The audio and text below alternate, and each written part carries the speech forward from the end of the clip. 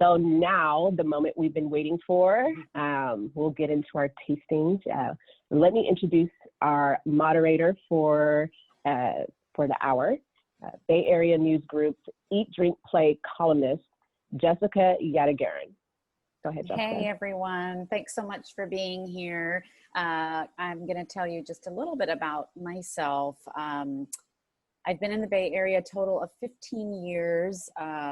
I caught the food and wine bug while living on the central coast of California. I worked for a little newspaper in San Luis Obispo and basically had the entire central coast as my wine classroom and food classroom, if you will.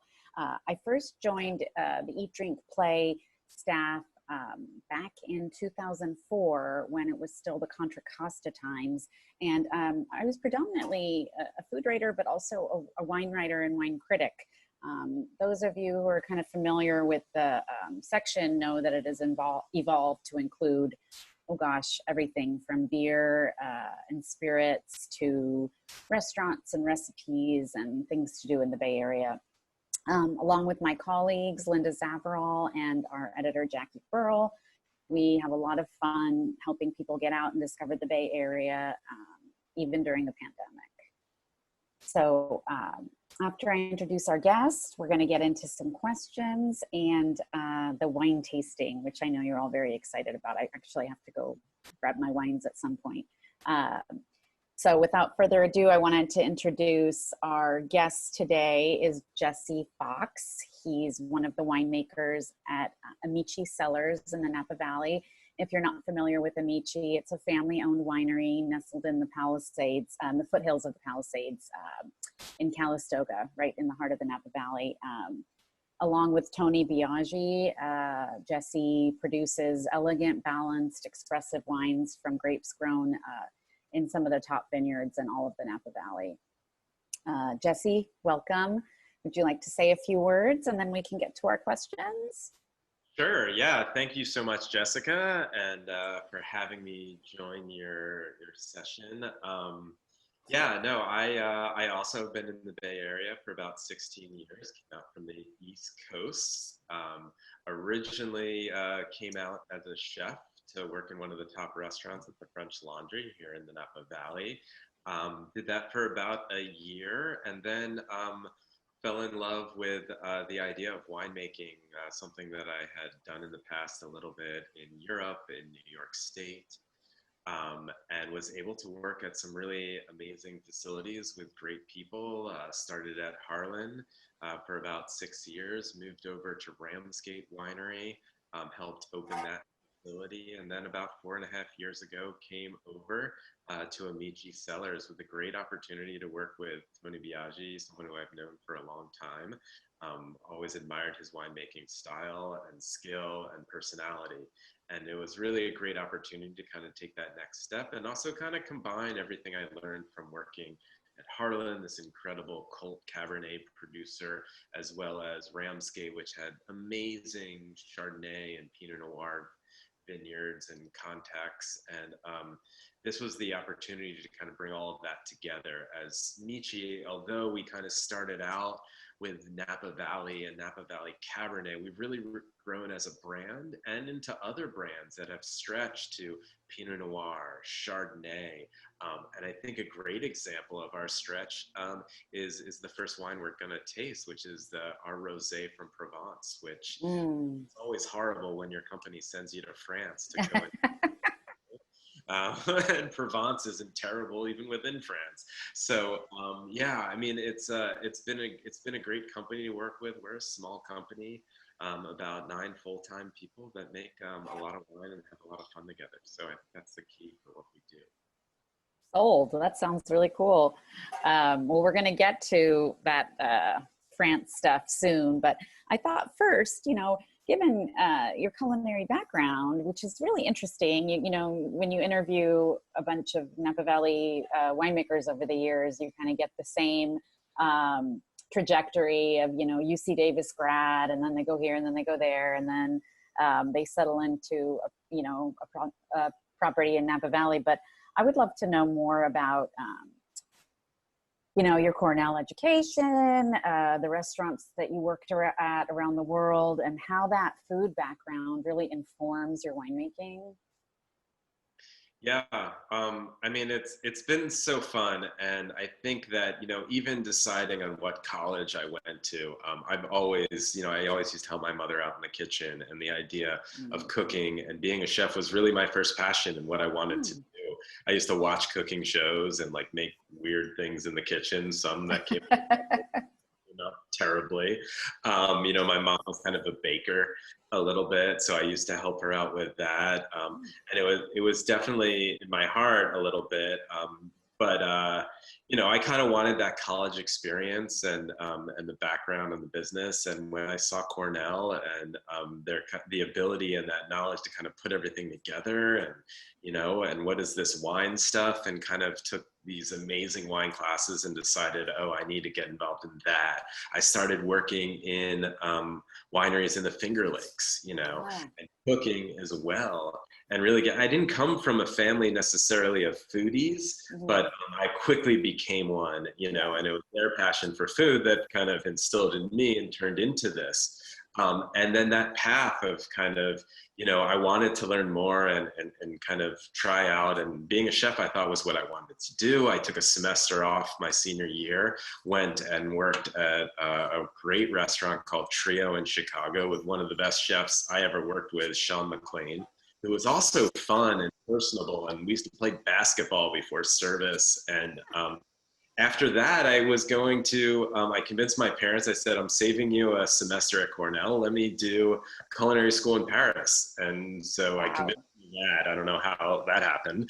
Impressive. And I went to Paris and studied cooking there and worked in some great restaurants and got this amazing scholarship after I graduated Cornell to go around and see wineries in France, Italy, and California. It's through Co-Brand, which is an importer that sponsored it. It was an amazing opportunity for 6 weeks to see the world, work in restaurants, work in wineries. I worked with Louis Jadot in Burgundy. Oh, wow. And it was that opportunity of being like, do I want to go into be a som, or do I want to go into cooking? And very quickly I was like, no, I'm the hands-on person. I like creating, I like touching, I like building. And so I wanted to be a chef. I moved to New York City, spent 2 years there working in a number of different restaurants, but finally found a full-time job. This restaurant called X on the Upper West Side with this guy Didier Varro, amazing opening sous chef for Jean-Georges, and then had the opportunity once I left there to move out to California to work at the French Laundry. And it was kind of a dream in some ways of combining that winemaking that I had done a little bit in my history. And I loved California. How could you not? I mean, beautiful weather, beautiful nature. I was always like an outdoors person. I loved being outside. And so for me, it was kind of a natural progression.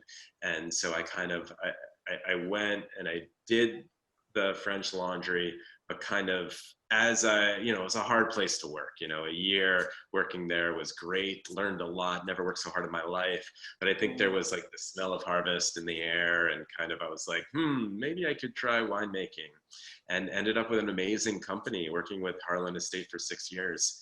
And really understood Cabernet and what Cabernet was in the Napa Valley. And it's definitely one, you know, winemaker style. But it really opened the world to me, and to kind of move on to Ramsgate Winery, where I started to see more of what was going on. I spent some time in the Southern Hemisphere, worked for Catena Zapata in Argentina for a number of months, convinced my girlfriend at the time, who's now my wife, to go down to New Zealand and work a harvest with me in New Zealand. And then came back up and kind of have been trucking away. And you know how, you know, every day on my drive to work, as much as I take it for granted, you know, it's beautiful, and I work in an amazing place, and to be successful in this industry, or to kind of get where I've gotten, I don't think is rare, and I try not to take it for granted. You know, it's been fun, and it's, you know, it's working at it for years, and putting the time in, but it's been a great experience. And I think working with Amici has really brought it all together. So it's been fun. It's so true. I was just going to ask you, what's more fun to make, Pinot or Cabernet? Because you hear winemakers talk about, you know, what a fickle grape Pinot is, and it's like this psychological, conundrum of, you got to treat it a certain way. Fun to make whatsoever. It's one of those things that can just turn your stomach. And no, but I love it. I love making it. I love drinking it. I think it's this great combination of a white wine and a red wine. It's everything you want in white wine, which is like those aromatic qualities. Right. And yet you still have to pay attention to the red wine aspect of it. You have to understand, the structure of it, how intense, how big, how like tannic it might get. But you can't, Cabernet focuses so much more on the palate. And it's not that the aromatics aren't important, it's just, it's different. And Chardonnay or Sauvignon Blanc, you're looking a lot at aromatics, and complexity as well, but in a different way. And Pinot is that middle ground. So you're always trying to play both sides of it. And it seems like it's delicate, but sometimes, you can be more aggressive with it and it still comes out the way you want. But it really just comes back for me into going back, what do I like to drink? Right. What do I want it to taste like? I talk about balance a lot. I think how can we incorporate balance into this richness, alcohol sweetness, and not like sugar sweetness, but perceived sweetness that you can get in wine. Fruitiness, yeah. Fruitiness and freshness and acid. So I think that's really what I'm looking at, is kind of how do I create that perfect balance so that, when you try that wine, you're just like, this is a great wine. I mean, that's my goal, make a great wine. You'd never know from tasting the Olima wines, which we're going to be tasting we're going to start in about 15 minutes, that they're technically a value brand for you guys. They run about $15 to $25, $30. And from the fruit sources to the winemaking style, you guys completely over deliver from my impressions of tasting the wine and, from the press that you're getting. How do you do that? Given, how expensive this fruit is, how do you freaking do that? I don't know. Tell us your secrets. One way, I think that really it's just sticking to your guns. We make all these wines. One, the way we like to drink them. Two, like we make all of our wines, and it's real winemaking. We are, we're the only, the difference for me between making, a single vineyard $250 Tocolone Cabernet, right, our Olima Sonoma County $25 Cabernet, is that, the lot sizes are different, so I might do, 10 lot sizes, 10 lots that are, a couple thousand gallons each for the Olima. But for Tocolone, we might have 3 lots that are, 60 gallons each.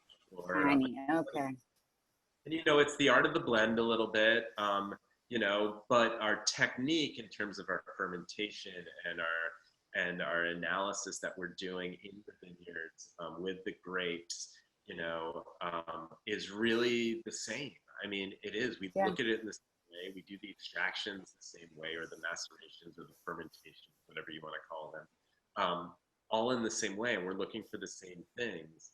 And the way that we look at them with some of our analysis is that we are actually looking at certain numbers that create these certain ratios that we're looking for in the $25 cab, and we're looking for in the $250 cab. And it's really the vineyards that are different, right? And those are the ones that are bringing the different qualities to you. So I think it's also just sticking to great quality winemaking. If it needs help for some reason or another, then we're looking at blending, and we're using lots to help blend it out.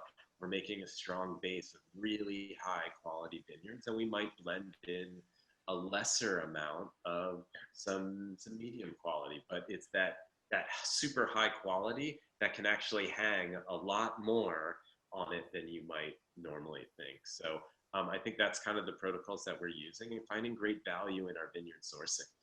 Going to places like Sonoma Valley, Dry Creek, Russian River, places that, getting Cabernet in Russian River, because people might not be looking for that because they're so, Associate it, yeah. or you think, oh, only Napa, but the fact is that Sonoma Cabernet is one of the best values in the North Coast. I mean, it can be a quarter of the price of Napa Valley Cabernet. So that's how we can make a Sonoma Cab that's a quarter of the price, and some great vineyard sites, and just being able to figure that out. And maybe it doesn't look like the perfect vineyard, but the look of a vineyard doesn't tell you the quality. I mean, it's the ground, it's the soil, it's the terroir that's really going to give you the quality of that vineyard. Do you go any further north? Do you go into like Lake County or Mendocino or? We have looked at it, and we've tried, and we're always kind of in conversations. Up until this day, we haven't been sourcing from there, but I've looked at numerous vineyards and I've kind of been in contact and up there, and I think there is opportunity up there. I think it just looks at the different programs that we're making and what we're doing. And, for some of our brands that might work, we do make a California brand called No Curfew. It's a smaller brand right now, and we're able to kind of source from kind of Central Coast and kind of some other areas that really, can make even more value wines. Tell us briefly, I'm not familiar with that label. Is it, are they to make varietals that you don't make in these other two labels, or what? No, there's similar varietals. It's Chardonnay, Pinot, Cabernet, and a red blend. Okay, the biggies, yeah. We've been doing those for about 5 years now. Oh, okay. Kind of a fun thing to kind of try out these other areas and see what's going, where we go to Lodi and Clarksburg and different areas like that, these up and coming regions. And okay. Wonderful. Yeah, I think, getting us closer to tasting these Olima wines, do you want to talk a little bit about, one of the wines I'm most excited about is that Côte de Provence Rosé. And I thought maybe you could tell us, how does a Napa Valley / Sonoma brand embark on a journey to make French wine? Just kind of take us through that process. Like you get the call like, hey dude, Jesse, you get to go to France. Okay. How does it all come together? You say, yes, please, can I have another? And I think it's, the truth is that in some ways that's how it happened, but what was fun about this, so I get here in 2016 and I started in February, and John Harris, one of the owners of Amici and one of the founders of Amici back in 1992, he kind of took me aside. He said, I want, we've made a rosé every few years, and I really want to make a Provence style rosé. Like we love Provence rosé, we love Domaine Haute, and we love some of the great producers there. We drink it all the time, and we want to make something like that. And super exciting. I love making wine. New different wine was great. And I went out and sourced, I ended up finding 100-year-old vines grown in sand on their own root system. Oh, wow. Pre-phylloxera type things up in Mendocino, some Carignan and some Grenache. And we put together a small amount. We made about 200 cases, and it was great. We loved it. It was like 12.5% alcohol. It was beautiful and rich and complex and really cool, but it was $30 a bottle, and that was something that we had to deal with. And our owner kept saying, well, that's not what we can do. I mean, we want to reach people. We want to be able to put this into the market and sell them in stores. And so we just kept saying, and he had spent 2 years in Bordeaux studying winemaking, and he has some friends there, and he basically said, we're gonna see if we can find something in Provence and make wine there. And I said, yeah. And so we started tasting, and they started bringing in all these samples from Provence from different producers all over. And we started narrowing it down who we liked. And then we all took a trip over there. We actually met at, this is a good friend of John's, her son, who is about 30 years old, and he had started his own business, his own distribution business, and he was like helping us, and he basically took us through a tasting at his chateau in Pomerol, and then we went to Provence, and we started meeting people, and we found a great co-op. And I think that's really unique, because it wasn't a winery that was making their own wine and this was leftover wine. This is a co-op. So this is a group of 80 to 100 different farmers that get together, and they all make wine in the same place, and then they sell it to different brands. And this one winemaker that was there had been making rosé in Provence for 30 years. Wow. All the knowledge. And, you know, Tony and I both have experience with rosé and making white wine. And so we kind of shared our experience and his, and they were making the best. And again, it was the value. So we were competing, and we were able to make our own blend, work with the winemaking techniques, work with the winemaker, you know, kind of a give and take, like how we work with each other, you know, really. And we know that he's got a lot of expertise. We have our certain things that we're trying to build.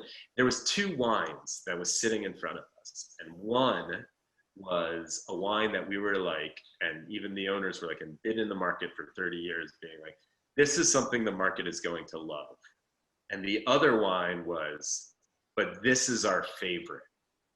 And it just had a little bit more to it, a little more complexity, a little more like almost tannin. And I say that lightly with a white wine and a rosé, but it had more to it. And we went with that one. And we said, you know, this is our way to kind of over deliver at every level. And that's what we believe with our brands, you know, whether it's Napa Cab or Sonoma Coast Chard or the Olima wines. We want you to take this $15 rosé, that $25 cab, and put it next to a $50 cab. Oh, wow. You know, a $30, you know, those big brands in Côte de Provence that we all know, and say, how does it compete? And I think as long as we're there right next to it, we feel good about what it is. Got it. And of course, rosé has no intentions of losing its, you know, place in, I don't know if you call it a trend, but I mean, rosé just will not go away. Everybody loves it. They drink it with everything. I mean, we drink it. It's the most popular wine in our house for me and my husband. Do you agree with that? What do you think it is about rosé? I mean, I think, again, it's just this fresh wine that's great aromatics. I think in some way, it's Sauvignon Blanc has some incredible aromatics, but it's this great aromatics. It's like the great freshness of it. I think it's an easy drinking wine, and I think we all want something like that. You know, I think it's very similar to champagne or to Sauvignon. Right, it goes with everything. You can literally have it with steak or a vegetarian dish, or I mean, anything. No, and in this wine, you know, the 2019 vintage, which I think is so incredible, is one of the best vintages of the last 5 years for Provence. And it was a cooler vintage because they also have those heat spikes. It was a cooler vintage. It was a long growing season. And they were able to get some amazing development. And I think what I'm tasting in this wine a lot is some of that palate and that complexity on the palate, that richness, a little bit more oiliness, almost the type of thing that I find in like a great Chardonnay. Yeah. In a rosé. I mean, and to me, it kind of blows my mind. This is a blend of all the classic grapes of Provence. It's mostly Grenache, with a little bit of Syrah, Mourvedre, Cinsault, and Carignan. And to me, Grenache is very much like Pinot Noir in terms of rosé. Grenache provides a lot of that aromatic quality. Right. And even when you make it as a red wine, Grenache, there's like almost this botanical quality to it. Yeah. And I think that's what I love about the aromatics of a lot of great Provence wines, and a lot of great Southern French rosés, is that that Grenache quality. And then that Carignan provides a little bit more, you know, tactile kind of structure to it. Cinsault tends to be a little bit of a body, and Mourvedre as well, and Syrah also. But I think, and you also get a beautiful color and a pretty wine to drink, and I think it all kind of comes together. So it's a special wine. I think, you know, aromatically you kind of get all those qualities. Did everybody who has wine pour it yet? Start trying it yet? They probably should. We have just about 3 or 4 minutes before we need to start the tasting, I believe. Oh, no. Oh, did I jump into it? No, I think you're absolutely right. Please get started, and I need to grab mine. Be right back. All right, no problem. So yeah, so I think I'll kind of start talking a little bit about the rosé, and I think it is kind of a special wine. This is the 4th year that we've made this wine, and this, I do believe, is one of the better vintages of it. And what it is a little bit more of that minerality kind of towards the finish, but the aromatics are very forward. And it's a wine you can drink very cold, I think, and kind of enjoy it as it warms up a little bit. You get a little more flavor out of it. But it's also a wine that goes with a lot of different things, as Jessica was saying. I do like shellfish, oysters. With this, I think are one of the best. But I think white wines in general, with like charcuterie, salamis, and cheese plates, is really impeccable.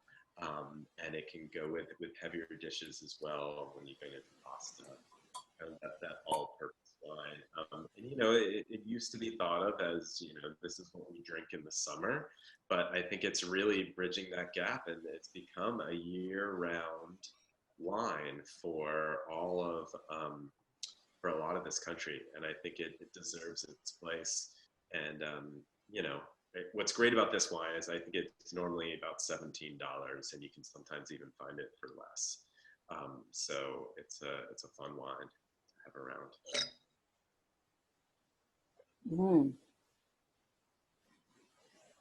I know I knew I would like it even before I took my first sip, because I judge my rosés by color.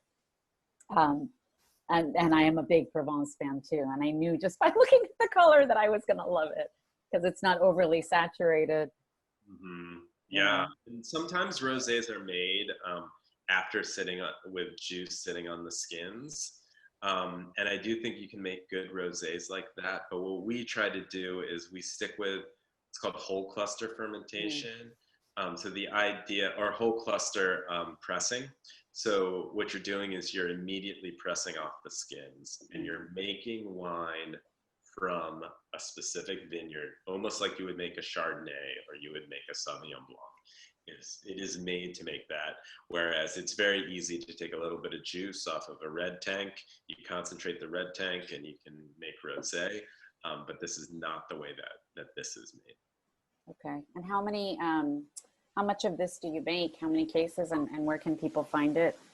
Well, this is grown for us. Started off around 2,000 cases that we made in 16, and we're probably somewhere around 12 to 15,000 cases now. Oh, wow.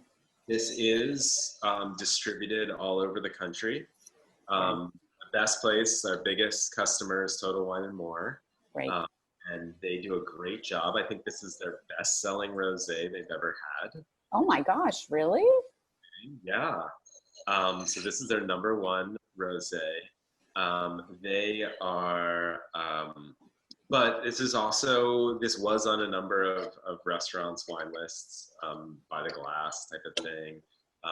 Huge presence in Texas, and a number of different, you know, sometimes high-end supermarket chains or wine stores will have it as well. And all throughout the Bay Area as well at different, I know K&L carries it, and Total, and there's a number of small shops. Yeah, it'll be interesting to taste it again when it warms up a little bit. Mine's really cold. Yeah. And did you already talk about what you like to have with this, food-wise? We did a little bit, so you'll just have to watch the video and then figure it out then. I missed out, right? Snooze, you lose. No. Right. No, I mean, it's a wine that I think is very diverse, exactly what you said, and I think you do have a big range of variety that gets paired. I think pastas, heavy pastas, I think seafood, I think chicken. You know, it's funny because I feel like I'll say the same thing about the Chardonnay, because I also feel the same way. This is just a bit brighter and fresher.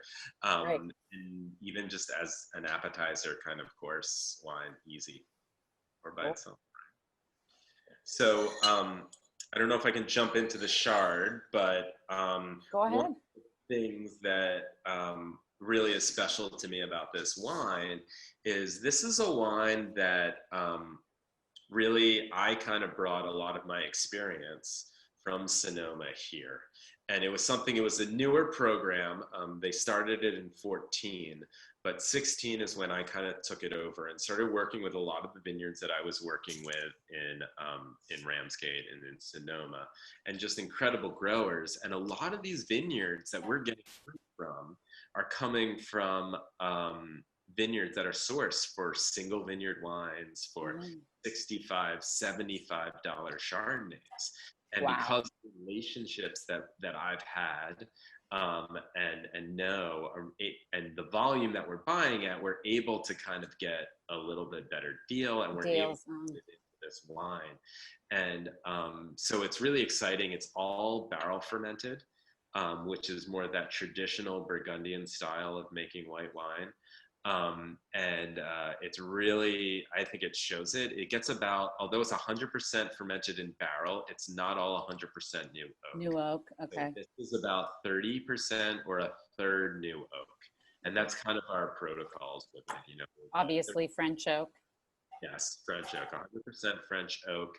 And it's done very slowly. We kind of let a natural process go. We do inoculate most of our lots with yeast, but we let kind of all the fermentations go full malolactic. But the idea is it doesn't taste like a buttery wine. Like this is something not over the top, yeah. It is in this wine, and it's elegance and that kind of thing. And so, you know, this wine I'm extremely happy with. I think the 17 vintage is one of those vintages that's just going to take a little bit of time to come out. But I think it's showing really, really well right now. So I think this is really the time to drink it. This is also a wine that I think is of the quality that it can last years too. But I know with white wines, a lot of people do like them fresher, and I think that's good for this wine as well. Yeah, it also has a lot of structure and depth to me for a white wine. We had it with salmon one night, and then like a creamy pasta with chicken the next night. So I finished my bottle already, but it was good. And what's the price point of this one, Jesse?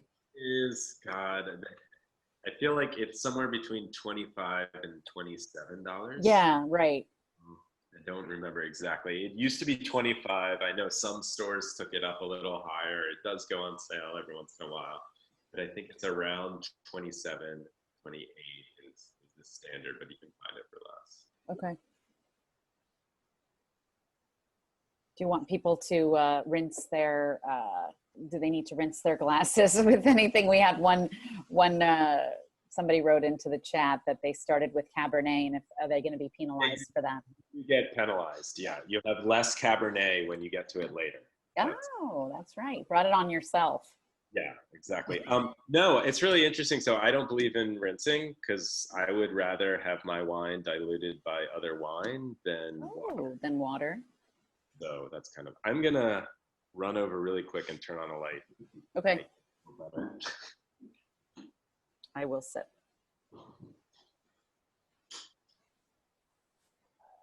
If you guys have any questions for Jesse, feel free to type them up in the chat or Q&A. I'm sure he'd be happy to answer anything. He's a pretty forthright guy. Yeah, definitely answering penalty questions. So yeah, so we got our Chardonnay. Yeah, no, I think Chardonnay has become a total passion of mine. We make 4 single vineyard, actually starting 5 single vineyard Chardonnays in 2020. Oh wow, what's the 5th one? So the 5th one is Ritchie Vineyard in Russian River. Ritchie, okay. Very famous Russian River vineyard. I think one of the more famous Russian River vineyards. There's a number of producers who are making that very, very well known, very well respected producers that have been in there. So it's kind of it's a vineyard that our owner John has always wanted to get fruit from. So it was kind of great to add that in. One reader is asking, I tend to like my Chardonnays really buttery. What creates that? So the butteriness comes traditionally from malolactic fermentation, which is a bacterial fermentation that basically converts acids, malic acids, which are the type of acids you find in kind of apples, which can be a little bit metallic. And it converts that to lactic acid. Lactic acid is the same type of acid that you find in milk. Milk. So it's that creaminess, right? So when you convert all those acids to those creamier acids, the way they taste on your palate and in your mouth is a lot creamier, and it kind of can lend itself to butteriness. But the truth is that there's also another kind of formation of diacetyl, which is a type of acid formation which kind of promotes more of that butteriness. I find that sometimes you can get that out of the vineyard. There's a lot of different acids. This is getting really geeky for a second. There's a lot of different acids in wine, one of them being citric. As citric gets converted in that process, you can get a little bit more of that butteriness. Some sites just tend to have that a little bit more, or it could be promoted through the type of bacteria that's inoculated into the wine. So some wines are trying to make a buttery wine, and also by doing it quicker, you can make it. What we try to do is, I always say, we're trying to make a naturally styled wine. So we're letting it kind of do what it naturally will do. So there will be sites that tend to be a little bit more buttery. You know, I think for single vineyards, our Charlie Heinz vineyard, which is another very famous Russian River vineyard that we make and have been making for over 10 years, is a site that tends to have a little bit more butteriness. Okay. But some vintages doesn't. I mean, the 19th vintage is incredible right now, and I've found that it's more minerally than it's ever been. You know, but that vintage is kind of creating some variation. And what we like to do with our wines is, you know, especially with our single vineyards and higher end wines, is we're going to let the nature kind of express itself and be what it, and the vintage be what it is. But also with our Alima, we developed a reserve program for our Alima Chardonnay, which has just been released in, actually just first to Total, and will be released to other stores. But it's a reserve Alima, and that tends to have a little bit more of that butteriness than maybe this wine or our Alima Chardonnay. Same, so the reserve is the same fruit source, same vineyard? Yeah, I mean, it really is. It's a lot of the same vineyards, but we found over the years that the sourcing, we made it in 17 first, the sourcing is promotes that a little bit more, and in trying to make that style. Again, we don't inoculate, we don't force anything. We're letting things do this naturally, but we're noticing ones that are tending, those vineyards that are tending to go that direction, and those are the ones that we're picking for that reserve. It's almost like it's just a slightly different style with a little bit more oak, but it's not necessarily any different winemaking technique. Right. Know? And when you use the term inoculate, for people that don't know, do you essentially mean adding in the cellar, or making it creamy by the hand versus by what's happening in the vineyard or through chemistry? So that process of conversion of acids happens naturally in wine. So, but you can make it happen a little faster, right? Using a yeast, a certain kind of yeast that you buy and you add to the wine. Thank you. Our wines take longer to do it because of it, so it can take up to 10 months for that process to happen by itself. But for some wineries that want to get it out to market a little quicker, they might inoculate, keep it in tank, adjust the temperature, and make it go. Right, exactly. Okay. But yeah, so that's kind of a new wine that's kind of getting out there and getting popular.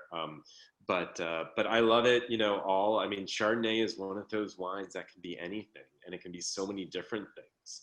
You know, and, I think you can make a very austere style Chardonnay, and you can make a very full and rich style Chardonnay. I think we tend to kind of ride the middle ground. In the middle. Richness, but we want freshness. I think with this wine, we're really trying to promote a little more elegance, whereas our Alima, I would say the Alima Chardonnay is fresh, fruit-centered. The reserve tends to be a little bit creamier. You know, so we're making those styles, and the single vineyards are really kind of, you know, you think the most expensive wine is the most work, but really the idea is the least work. You know, you just put it in a barrel, all native ferment. We try not to do any ads to it. It's wild, yeah. So that's really kind of what we're doing with that. There's no Pinot here. We do make a number of different Pinots. But I think the Cabernet is a great example of another one of our Olima wines. And that really is focusing on the great value that Sonoma Valley offers that I've talked about before. It's finding those great Cabernet sites and the ability to really source from those using our similar techniques and create a wine, a great blend that exemplifies Sonoma County and Sonoma for Cabernet. It tends to be a little bit lusher, sweeter style, not with sugar, but with fruit. But also has good richness, has good tannin and structure that will really last as well. I mean, this is not one that we necessarily make because we want to age it for 5-10 years, but I opened up one of the first Olima Cabernets we made in 2009, and it was still amazing. Oh, how is that showing? That was great. That was really, really enjoyable. Again, you know, it's like, you know, you just find these vineyards. I mean, we're not adding these crazy things to it or sugar or stuff. I mean, we're really just trying to showcase those vineyards. And I think going out there, Tony and I both have spent a lot of time in Sonoma and really ferreting through these vineyards that might not look that pretty to other people, but that soil, that water really shows itself when you try these wines. Tell us what your impressions of this. What are you smelling? What are you tasting? So to me, what I love about this is I'm getting, you know, a lot of great dark berries, blue fruits, black fruits in the nose, but there's also a good amount of savoriness in it. You know, it has some of that, you know, hard herb, which to me is not a quality of underripeness, but a quality of complexity, kind of that you get in the wine, where it's not just fruit, where I might get a little bit of that like light sweet tobacco in it, or you know, some of that, even that cobbler type of quality to it, where that has something to do with the oak influence.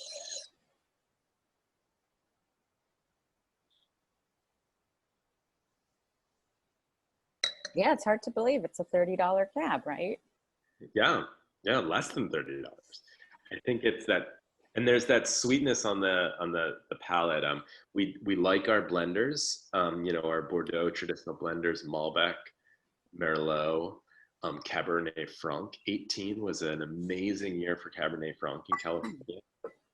The long, cooler vintage allowed for Cabernet Franc, which can have trouble ripening fully, to really ripen well. And we found that the 18 vintage, which maintained acidity, never got too sweet. So the wines aren't as alcoholic. But the Cab Franc really was able to develop and just is incredible. And so that kind of sweetness and that kind of silkiness, I think, is really coming from mostly the Malbec and Cabernet Franc. There's a good amount of Merlot in this as well. But around, I believe, I don't remember the number on each vintage, but somewhere around 85%. I was just going to ask you, because it's not on the back, if you could tell us about what you think the breakdown is. I think the breakdown is around 85% Cabernet, and I believe the other blenders are mostly Malbec, which I bet would be in the 6% range, Merlot maybe in the 3 or 4, and then maybe a little bit of Cabernet Franc and Petit Verdot. Okay. So we do mostly get all of the 5 in. Petit Verdot is a little bit harder to find out in Sonoma, and sometimes we use a little bit of Petit Syrah in this as well. Okay. One of our participants says, this cab is yummy, no question, except where to get more. Obviously, Total Wine and your website. Yeah, exactly. AmiciCellars.com. And then she also says, I like the smoothness and non-heaviness of this Cabernet too. And I know what she means. I mean, this isn't clocking in at like, you know, close to 18, 19% or whatever. It's manageable. And you know what else is really helping that is That's a 2018 vintage. There was a lot of freshness. There's a lot more acid in those wines. Not like the type of acid that would be in Pinot Noir or Chardonnay, but comparatively for a Cabernet, Right. 18 was a lot lower acid year. But again, 19 is a little more powerful of a year. I think 18 is a little more elegant of a year. And that's so interesting that it ebbs and flows like that, right? Yeah, I mean, and you just look at the weather cycles, right? And the heat waves and how those affected, or the coolness. And what was amazing about 18 was came, late September with like a little bit of a dusting of rain, and then it basically nothing. I mean, it was just beautiful weather. It was in the 80s. It was, maybe it got towards mid-October, and it was in, the high 70s. I mean, we had this one grower that was asking us, was like, "Oh, do you want me to water?" And we were like, "No, why would you water?" Like, well, Yeah. it's been in there for 3 weeks. And it's like, "Yeah, but it's been 76 degrees. That's kind of like a refrigerator for the grapes. Like they just get to sit there and mature. They're not going to dehydrate. They're not going to, they're just going to get better and better tasting." And it was this beautiful weather that was just kind of just lasted, and you could kind of hang it forever, if you wanted to. I mean, people were, they say that probably would have picked, in, October, if it wasn't, I think it was the Paradise fires that came. Wow. Right? Late, it was like mid-November, right? Wow, yeah. And the smoke kind of started to roll into the valley a little bit in mid-November. We were finished with harvest, but there were people who were still hanging it because the weather was so great. Wow. So I think it was just one of those years that was super special, but definitely more of that elegant vintage. Speaking of elegance, one of our participants wants to know, what makes the cab have greater alcohol content? Is it possible to have a nice cab with, say, an alcohol content of a Pinot Noir?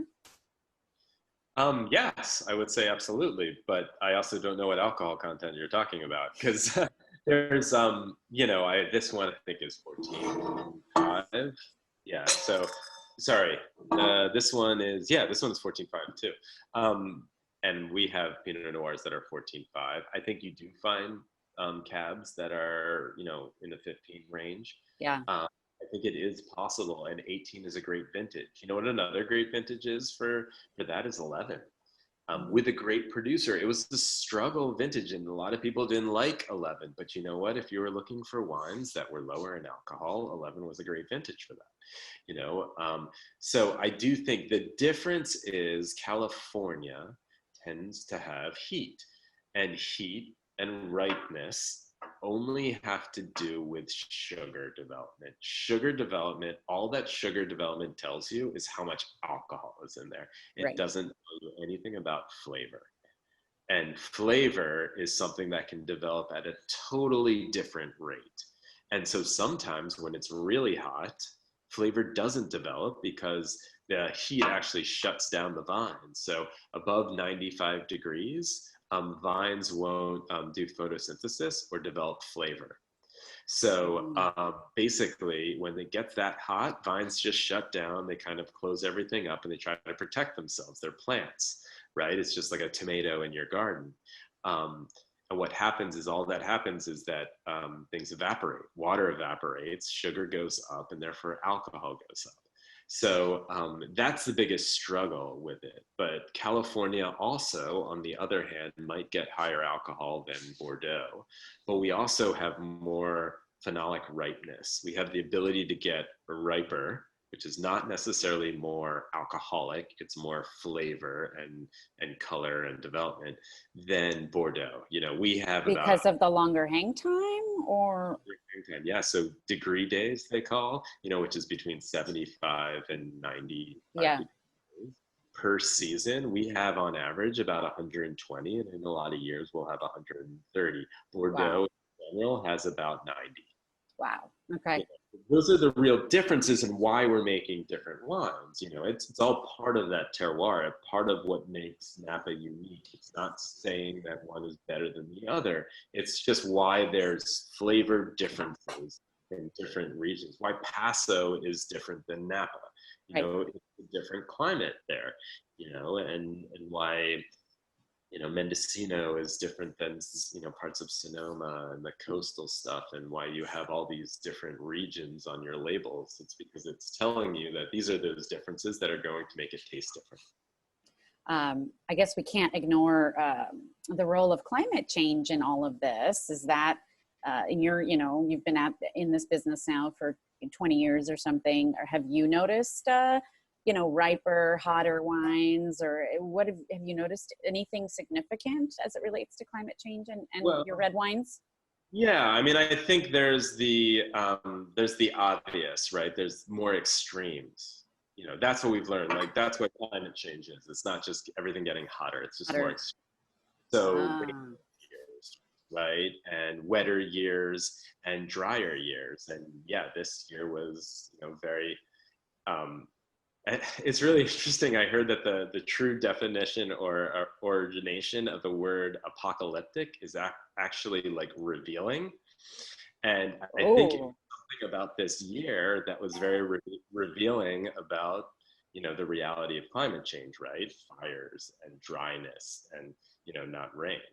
But extremes. I think the biggest thing that is going to affect the wine industry is in terms of is people and water, you know, and the Oh, availability yes. of water is important for where you can grow, how you can grow, and people. You know, I mean, this industry thrives off individuals and people, and you know, if we don't have the type of migration and workers to do the work, then things have to change. And so I think those are the types of things that kind of can cause people to move and be in different places. But I think the realities of the industry, I think that, you know, are people going to change dramatically? No.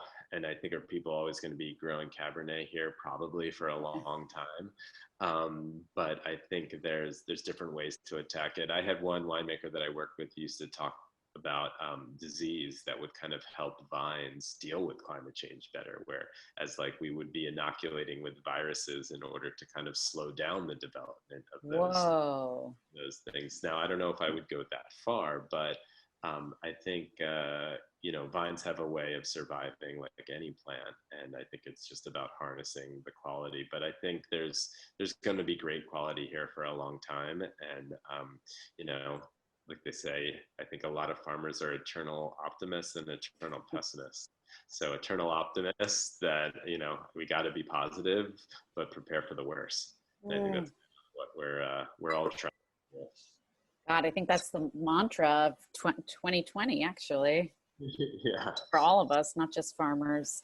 Well, this has been absolutely fascinating, Jesse. I wanted to open it up one last time for questions from any of our participants. We have Julie coming on in just a few minutes, like 2 or 3 minutes for closing remarks and some more housekeeping notes. But if anybody has any burning questions for our winemaker here, feel free to ask away.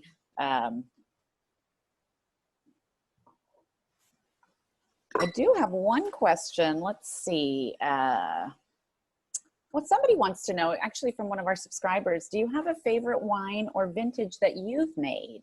And where do your favorite wines originate from? So I think that, you know, I guess it's always the newer one that you're most excited about, but Right, the youngest.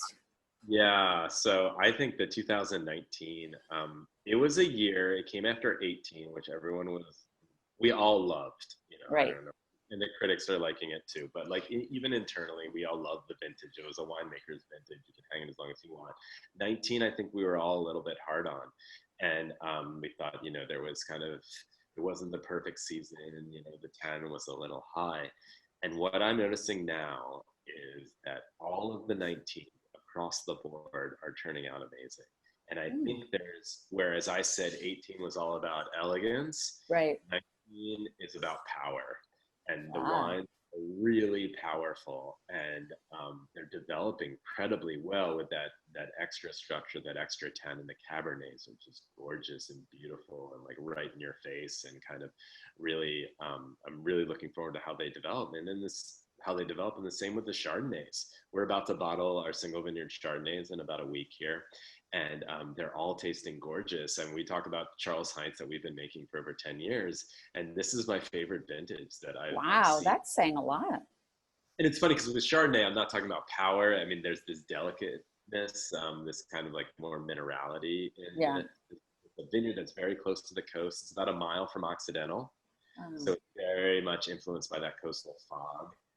It actually picks, when we pick our Cabernet, it's like the beginning of Cabernet is usually when we bring in Charlie Heinz. It's the last Chardonnay we pick of the year.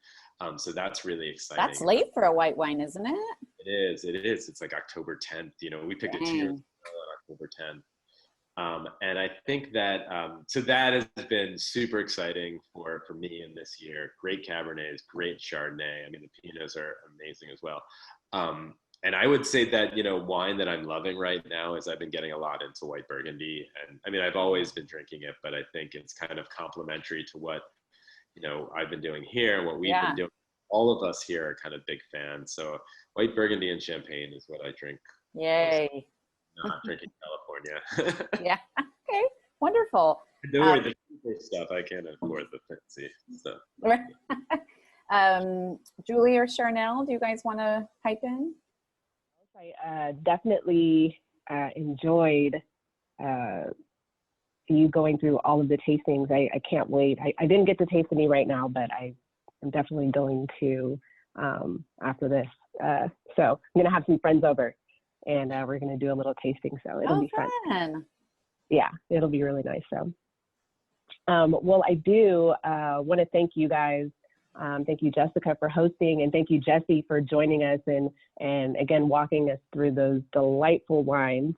I'm sure that our audience really enjoyed the taste of them. So I really appreciate you guys just being with us today. And also, I want to thank the audience. I want to thank you guys for participating with us and being with us through this virtual wine tasting. I also want to remind you of our next Newsroom at Home event. Again, we will be discussing our Bay Area News Group foundations. It's the Mercury News Wish Book and East Bay Times Share the Spirit on December 17th at 10 a.m. And again, you can register for those events at mercurynews.com/events, eastbaytimes.com/events, or marinij.com/events. And so that is it for us.